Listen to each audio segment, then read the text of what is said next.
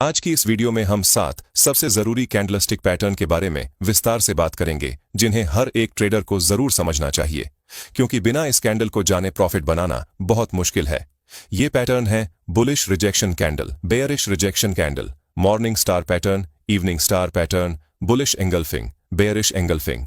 आमतौर पर नए ट्रेडर सिर्फ कैंडल को देखकर ही ट्रेड में एंट्री ले लेते हैं, लेकिन सच ये है कि अगर आप ऐसा करते हैं तो लंबे समय तक कभी भी प्रॉफिटेबल नहीं हो पाएंगे, क्योंकि चार्ट पर सिर्फ कैंडल का फॉर्मेशन ही महत्वपूर्ण नहीं होता। असली महत्व तब आता है जब आप उस कैंडल को प्राइस एक्शन और मार्केट स्ट्रक्चर के साथ जोड़कर समझते हैं। इस वीडियो में हम विस्तार से यही जानेंगे कि इन सभी पैटर्न्स को कैसे सही कॉन्टेक्स्ट में पहचानना है, सपोर्ट और रेजिस्टेंस या सप्लाई और डिमांड के साथ कैसे जोड़ना है। साथ ही हम लोग ये भी सीखेंगे कि कैंडल के पीछे की साइकोलॉजी क्या होती है, कब इन्हें ट्रेड करना चाहिए और कब इन्हें नहीं करना चाहिए। साथ ही हम इन पैटर्न्स को लाइव मार्केट उदाहरणों के साथ देखेंगे, ताकि आपको थ्योरी के साथ साथ प्रैक्टिकल नॉलेज भी मिले और आप इसे अपने ट्रेड्स में लागू कर सकें। तो चलिए शुरू करते हैं। सबसे पहले समझते हैं कि कैंडल का फॉर्मेशन कैसे होता है। जैसा कि तुम्हें पता होगा कि मार्केट में दो प्रकार के लोग होते हैं। पहला बायर, जो प्राइस को ऊपर लेकर जाने की कोशिश करता है, और दूसरा होता है सेलर, जो प्राइस को नीचे लेकर जाने की कोशिश करता है। और इसी दोनों के फाइट की वजह से कैंडल का निर्माण होता है।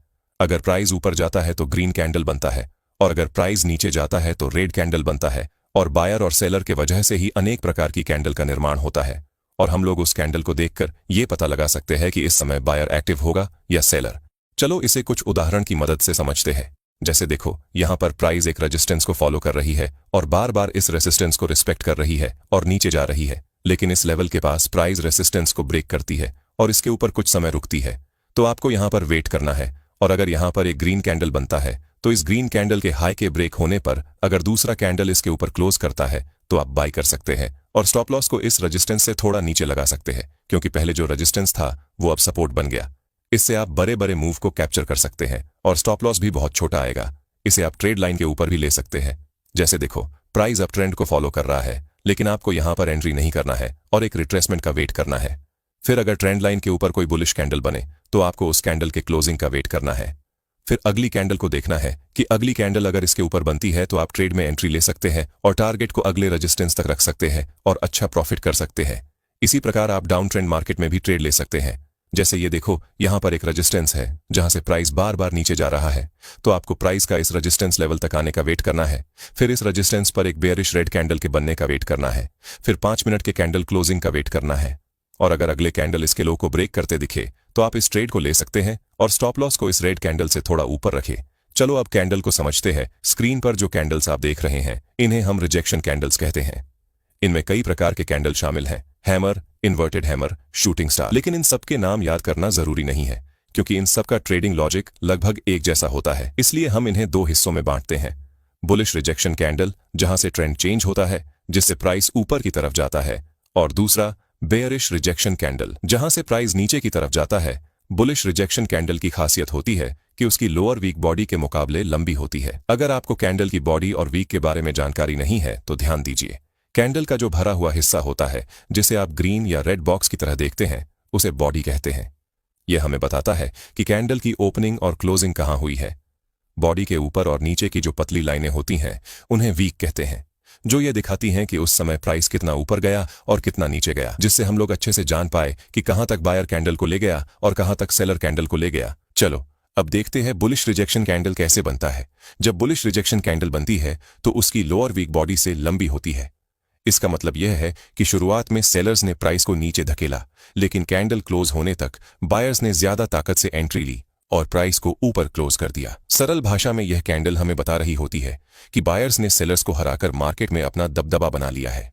इसका मतलब है कि बायर अब पावरफुल हो चुका है और मार्केट को ऊपर लेकर जाना चाहता है। यह कैंडल आमतौर पर डाउन ट्रेंड के बाद बनती है और यह संकेत देती है कि प्राइस अब यहां से ऊपर जा सकती है। जैसे देखो, प्राइस धीरे धीरे नीचे जाता है और इस सपोर्ट के पास पहुंचता है, और वहां पर एक हैमर बनता है जिसके विक नीचे से बड़ा है, जिससे पता चलता है कि ट्रेड जो पहले डाउन की तरफ था, लेकिन इस सपोर्ट से बायर एक्टिव हो रहे हैं जो प्राइस को ऊपर लेकर जाने की कोशिश कर रहे हैं। हमें यहां पर एक और ग्रीन कैंडल के बनने का वेट करना है। फिर इसके क्लोजिंग पर हम ट्रेड में एंट्री कर सकते हैं और इस हैमर के लो का स्टॉप लॉस लगा सकते हैं और अगले रेजिस्टेंस तक होल्ड कर सकते हैं, फिर उसे ट्रेल कर सकते हैं। लेकिन एक बात बहुत जरूरी है चार्ट्स पर आपको ऐसे बहुत से बुलिश रिजेक्शन कैंडल्स दिखाई देंगे, लेकिन हर एक कैंडल पर ट्रेड करना सही नहीं है। हर कैंडल में इतना दम नहीं होता कि वह अपने दम पर पूरे ट्रेंड को पलट दे। इसी कारण अनुभवी ट्रेडर्स हमेशा सपोर्ट, रेजिस्टेंस और सप्लाई डिमांड जोन का ध्यान रखते हैं। उदाहरण के लिए मान लीजिए चार्ट पर एक स्ट्रांग सपोर्ट एरिया है जहां से प्राइस पहले भी ऊपर की ओर उछल चुकी है। अगर अगली बार प्राइस वहीं आती है और उसी जगह एक बुलिश रिजेक्शन कैंडल बनती है तो हमें अलर्ट हो जाना चाहिए, लेकिन तुरंत एंट्री नहीं लेनी है। हमें वेट करना है कि अगली कैंडल उस रिजेक्शन कैंडल के हाई को ब्रेक करे। जैसे ही हाई ब्रेक होता है तभी हमें एंट्री लेनी चाहिए। इस केस में हमारा स्टॉप लॉस सपोर्ट एरिया के ठीक नीचे होगा और प्रॉफिट निकटतम स्विंग हाई पर सेट करेंगे। लेकिन इस बात का ध्यान रखें कि कैंडल को देखकर आप ट्रेड में एंट्री न ले जब तक कि आपको कंफर्मेशन न मिले कि वहां सच में ट्रेंड चेंज होने वाला है। और इसका कंफर्मेशन के लिए हमें कुछ बातों का ध्यान रखना होगा। चलो देखते हैं। यहां हमारे पास 3 कंफर्मेशन होते हैं। पहला, बुलिश रिजेक्शन कैंडल का फॉर्मेशन। दूसरा, वह कैंडल सपोर्ट लेवल पर बनी है। और तीसरा, अगली कैंडल ने उसका हाई ब्रेक किया है। अगर आप सिर्फ इन 3 बातों को फॉलो करेंगे तो आपके ट्रेड्स में सफलता की संभावना कई गुना बढ़ जाएगी। दूसरा तरीका है अपर ट्रेंड में ट्रेड करना। मार्केट हमेशा एक स्ट्रक्चर में मूव करती है। पहले प्राइस ऊपर रैली करता है, फिर पुल बैक लेता है, फिर से ऊपर जाता है। अपर ट्रेंड में अगर आप रैली के बीच में एंट्री लेंगे तो रिस्क ज्यादा होगा। हमें इंतजार करना चाहिए कि कब पुल बैक आए, और उस पुल बैक पर अगर बुलिश रिजेक्शन कैंडल दिखे तो हमें अलर्ट हो जाना चाहिए। इस केस में हमें ट्रेंड लाइन ड्रॉ करनी है और जैसे ही अगली कैंडल ट्रेंड लाइन के ऊपर बने और क्लोज होती है वहीं हमें एंट्री करनी है। स्टॉप लॉस ट्रेंड लाइन के नीचे और टारगेट रिसेंट हाई तक रखना चाहिए। इसी तरह आप फिबोनाची टूल का भी उपयोग कर सकते हैं।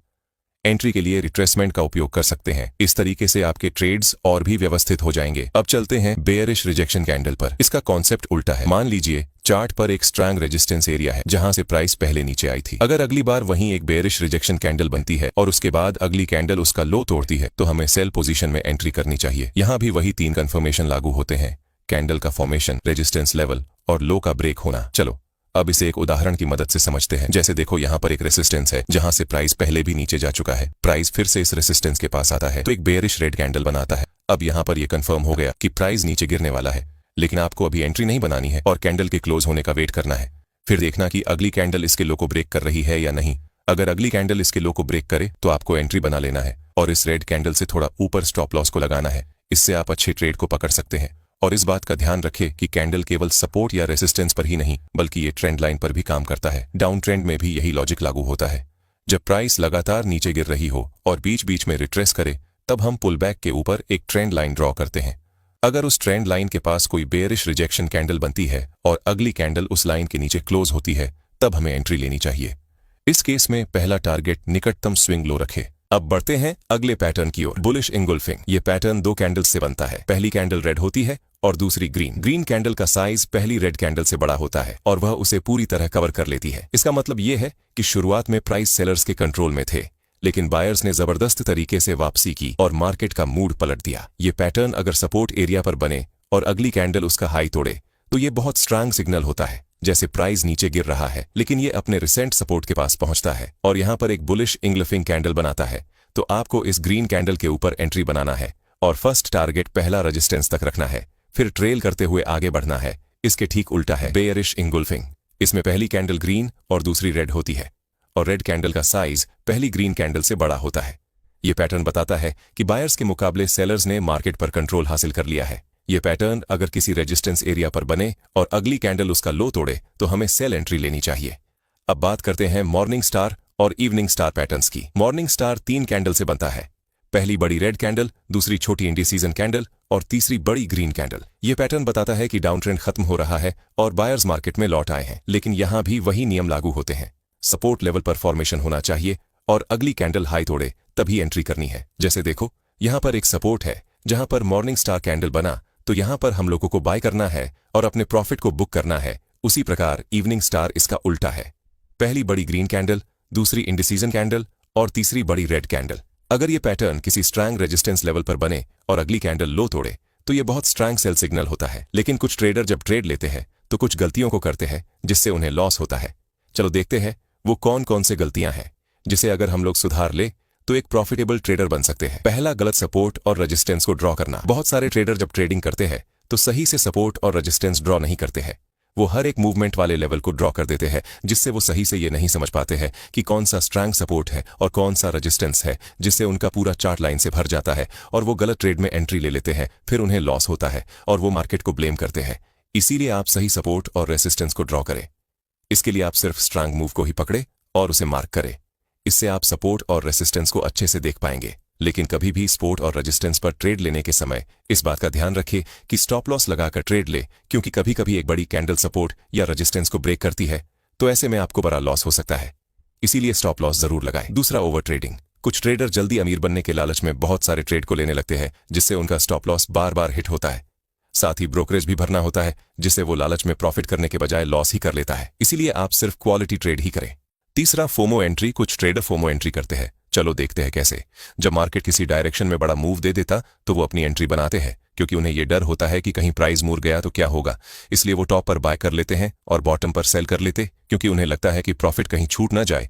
लेकिन वही उनका स्टॉप लॉस हिट हो जाता है, क्योंकि आपको पता होगा कि प्राइस कभी भी एक तरफा मूव नहीं देता है। थोड़ा ऊपर जाने के बाद वो थोड़ा रिट्रेसमेंट जरूर लेता है और फोमो एंट्री वाले को मार्केट यहीं पर बाहर कर देता है।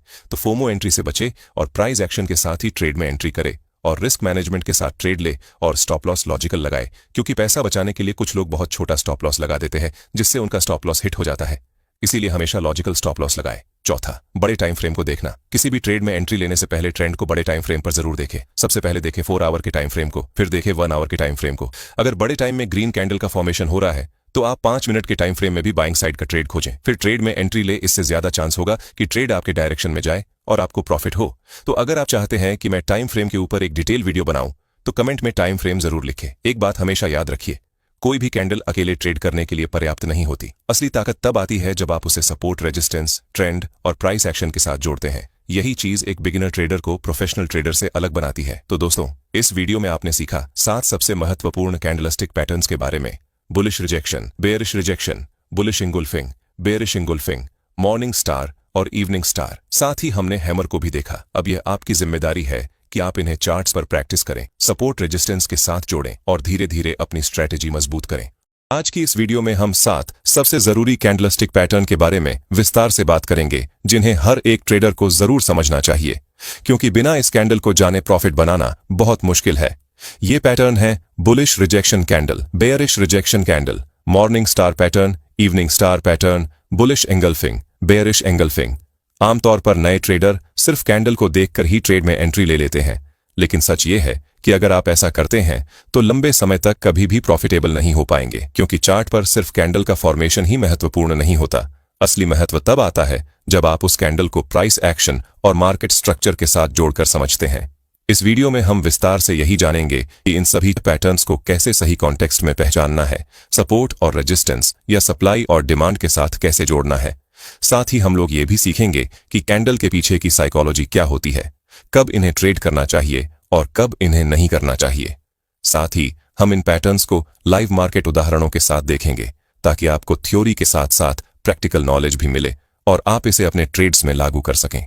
तो चलिए शुरू करते हैं। सबसे पहले समझते हैं कि कैंडल का फॉर्मेशन कैसे होता है।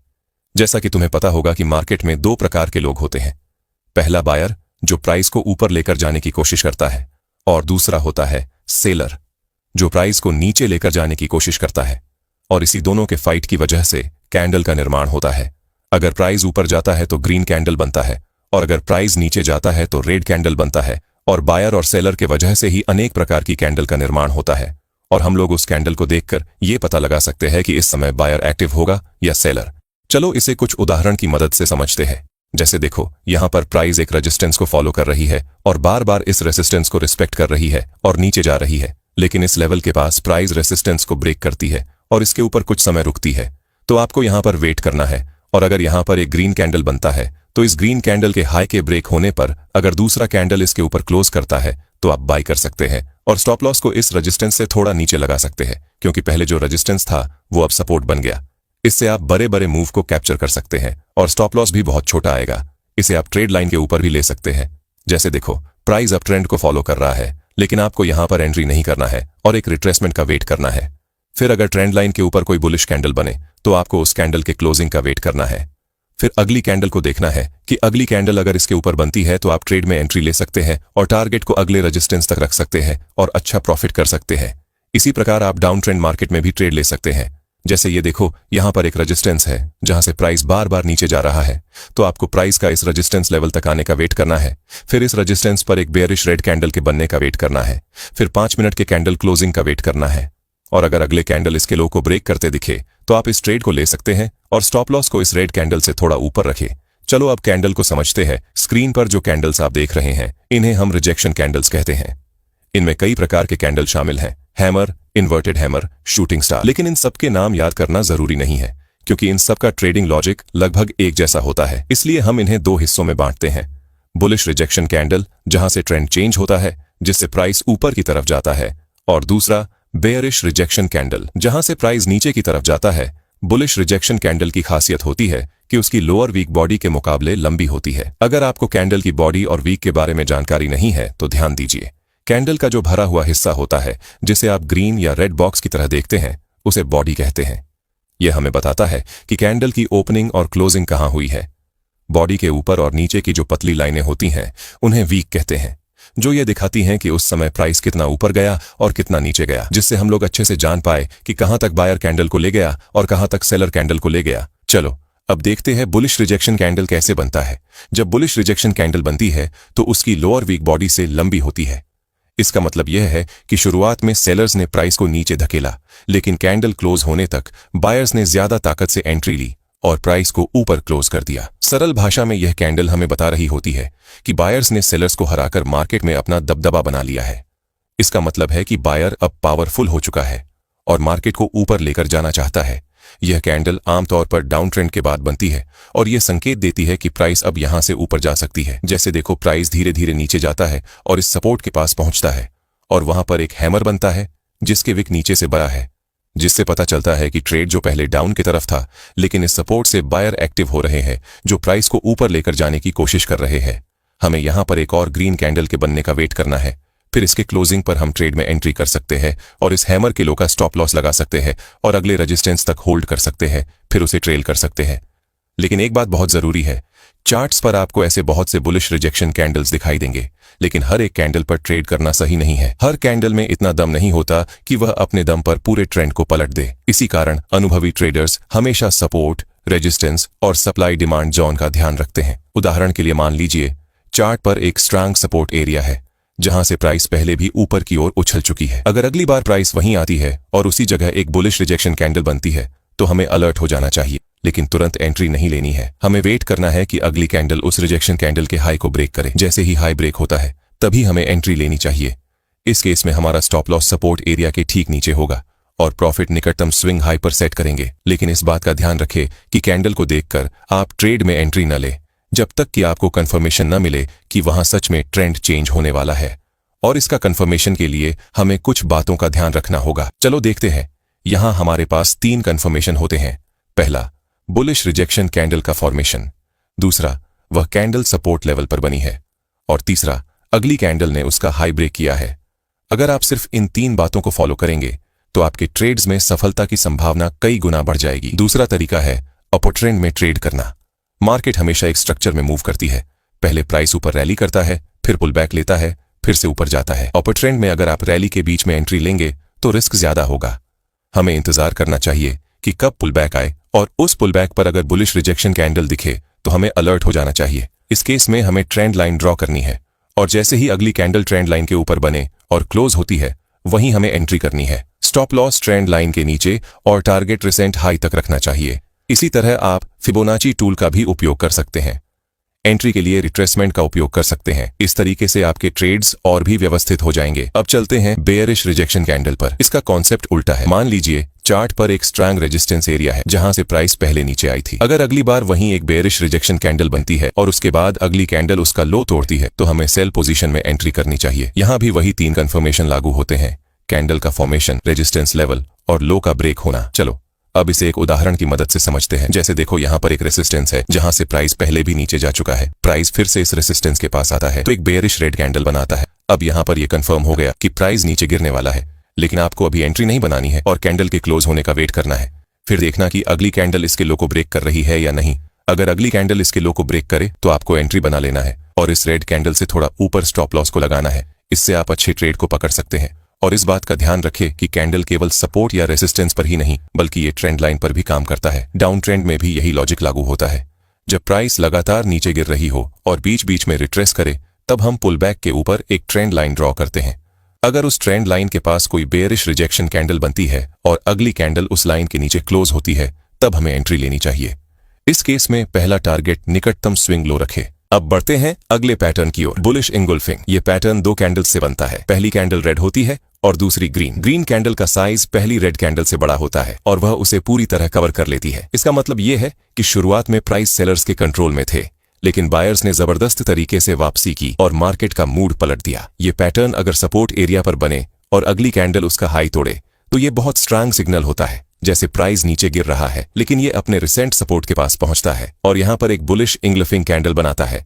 तो आपको इस ग्रीन कैंडल के ऊपर एंट्री बनाना है और फर्स्ट टारगेट पहला रेजिस्टेंस तक रखना है, फिर ट्रेल करते हुए आगे बढ़ना है। इसके ठीक उल्टा है बेयरिश इंगुल्फिंग। इसमें पहली कैंडल ग्रीन और दूसरी रेड होती है और रेड कैंडल का साइज पहली ग्रीन कैंडल से बड़ा होता है। ये पैटर्न बताता है कि बायर्स के मुकाबले सेलर्स ने मार्केट पर कंट्रोल हासिल कर लिया है। ये पैटर्न अगर किसी रेजिस्टेंस एरिया पर बने और अगली कैंडल उसका लो तोड़े तो हमें सेल एंट्री लेनी चाहिए। अब बात करते हैं मॉर्निंग स्टार और इवनिंग स्टार पैटर्न्स की। मॉर्निंग स्टार 3 कैंडल से बनता है। पहली बड़ी रेड कैंडल, दूसरी छोटी इंडिसीजन कैंडल और तीसरी बड़ी ग्रीन कैंडल। ये पैटर्न बताता है कि डाउन ट्रेंड खत्म हो रहा है और बायर्स मार्केट में लौट आए हैं, लेकिन यहां भी वही नियम लागू होते हैं। सपोर्ट लेवल पर फॉर्मेशन होना चाहिए और अगली कैंडल हाई तोड़े तभी एंट्री करनी है। जैसे देखो यहां पर एक सपोर्ट है जहां पर मॉर्निंग स्टार कैंडल बना तो यहां पर हम लोगों को बाय करना है और अपने प्रॉफिट को बुक करना है। उसी प्रकार इवनिंग स्टार इसका उल्टा है। पहली बड़ी ग्रीन कैंडल, दूसरी इंडिसीजन कैंडल और तीसरी बड़ी रेड कैंडल। अगर ये पैटर्न किसी स्ट्रांग रेजिस्टेंस लेवल पर बने और अगली कैंडल लो तोड़े तो ये बहुत स्ट्रांग सेल सिग्नल होता है। लेकिन कुछ ट्रेडर जब ट्रेड लेते हैं तो कुछ गलतियों को करते हैं जिससे उन्हें लॉस होता है। चलो देखते हैं वो कौन कौन से गलतियां हैं जिसे अगर हम लोग सुधार ले तो एक प्रॉफिटेबल ट्रेडर बन सकते हैं। पहला, गलत सपोर्ट और रेजिस्टेंस को ड्रॉ करना। बहुत सारे ट्रेडर जब ट्रेडिंग करते हैं तो सही से सपोर्ट और रेजिस्टेंस ड्रॉ नहीं करते हैं। वो हर एक मूवमेंट वाले लेवल को ड्रॉ कर देते हैं, जिससे वो सही से ये नहीं समझ पाते हैं कि कौन सा स्ट्रांग सपोर्ट है और कौन सा रेजिस्टेंस है, जिससे उनका पूरा चार्ट लाइन से भर जाता है और वो गलत ट्रेड में एंट्री ले लेते हैं। फिर उन्हें लॉस होता है और वो मार्केट को ब्लेम करते हैं। इसीलिए आप सही सपोर्ट और रेजिस्टेंस को ड्रॉ करें। इसके लिए आप सिर्फ स्ट्रांग मूव को ही पकड़े और उसे मार्क करें। इससे आप सपोर्ट और रेजिस्टेंस को अच्छे से देख पाएंगे। लेकिन कभी भी सपोर्ट और रेजिस्टेंस पर ट्रेड लेने के समय इस बात का ध्यान रखें कि स्टॉप लॉस लगाकर ट्रेड ले, क्योंकि कभी कभी एक बड़ी कैंडल सपोर्ट या रेजिस्टेंस को ब्रेक करती है तो ऐसे में आपको बड़ा लॉस हो सकता है।